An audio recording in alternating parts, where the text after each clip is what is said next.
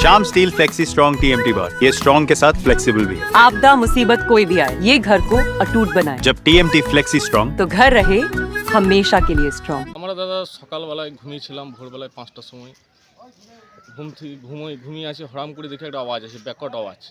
ঘুম থেকে উঠে দেখি যে বাদ থেকে কিছু লোক, দুষ্কৃতী লোক অ্যাটাক করেছিল। হ্যাঁ, এবার আমার ঘুম থেকে উঠে অন্ধকারে কিছু দেখতে পাচ্ছি না, যে তা করতে লোকজনকে আর দেখতে পেলাম না, কে কোথাও পালিয়ে গেল, বুঝতে পারলেন?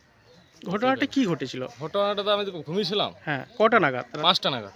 আচ্ছা, 5টার সময় এসে দেখছি যে মানে এইরকম ব্যবহার আওয়াজ কী কারণে ঘুম থেকে তাও তো উঠে এসে দেখছি যে এরকম ধরনের একবারে দেয়াল ফেল পড়ে রয়েছে। হ্যাঁ, এবার কে অ্যাটাক করেছে হয়তো বাদ থেকে, সেটাই সিদ্ধান্ত কি নিই। ক্ষতি হয়েছে? ক্ষতি কিছু হয় না, এই ঘরটা ইয়েটা পড়ে গেছে, পাঁচিরটা। আপনারা কি চাইছেন এখন? আমরা চাইছি যে ঠিক মতো তদন্ত হোক, কারা করলো। আপনার কি নাম? আমার নাম শেখ জাহাঙ্গীর। ये स्टाइल का मामला है। रूपा फ्रंटलाइन।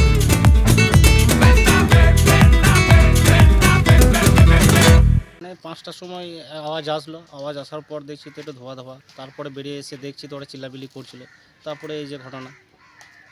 আর কিছু নাই, এরকম বিশেষ কিছু হয় না এখানে, এটাই আর কি। আর